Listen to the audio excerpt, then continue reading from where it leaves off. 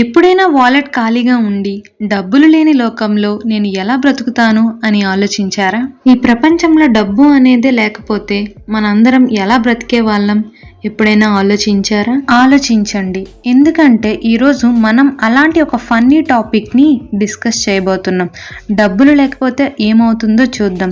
మీ bank అకౌంట్కి బదులు బొగ్గులు డిపాజిట్ ఉంటే ఎలా ఉంటుందో ఊహించుకోండి. మనీ అనేదే లేకపోతే మనం స్కిల్స్ను వాడి మన అవసరాల్ని తీర్చుకోవాల్సి ఉంటుంది. కూరగాయలు కావాలి అంటే మీ పక్కింటి ఆంటీకి మీ ఇంట్లో పండించిన టమాటాలు ఇచ్చి మార్చుకోవాలి.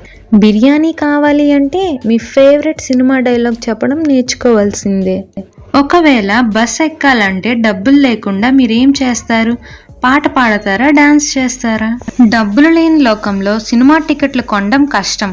బహుశా మీ డాన్స్ టాలెంట్ని చూపించి టికెట్ సంపాదించవచ్చు. మనకు కావాల్సిన వాటి కోసం మన దగ్గర ఉన్నవి మనం ఇవ్వడమే బార్టర్ సిస్టమ్ అని అంటాం. ఇలా మనీ అనేది లేనప్పుడు మనం ఎవరి దగ్గర పని చేయాల్సిన అవసరం లేదు. మన స్కిల్స్ ని మన సొంతంగా మనం పని చేసుకొని మనకు కావాల్సిన వాటిని మనం సంపాదించవచ్చు. మనం మార్నింగ్ లేచిన దగ్గర నుంచి నైట్ పడుకునే వరకు మన అవసరాల కోసం డబ్బుని ఎలా సంపాదించాలి అని ఆలోచిస్తూనే ఉంటాం. సొసైటీలో కమ్యూనిటీ స్ట్రెంగ్త్ అనేది పెరుగుతుంది. డబ్బుల కోసం పరుగు పెట్టే బదులు పొరుగు వారితో కలిసి పని చేసుకోవచ్చు. కూరగాయలు పండించడానికి వాళ్ళకి సహాయం చేస్తే వాళ్ళు మీ ఇంటికి కావలసిన బియ్యం ఇచ్చే అవకాశం ఉంది.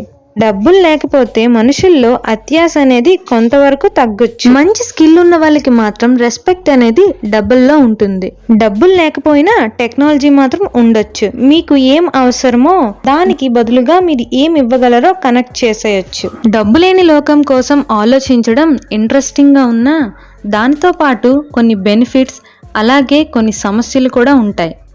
మనీ కన్నా హ్యూమన్ రిలేషన్షిప్స్ అలాగే స్కిల్స్ అనేవి చాలా వాల్యుబుల్. డబ్బు లేని లోకంలో మనకి ఛాలెంజెస్ ఉన్నాయి, ఆపర్చునిటీస్ కూడా ఉన్నాయి. ఇప్పుడు చెప్పండి, మీరు బార్టర్ సిస్టంలో ఉండగలరా?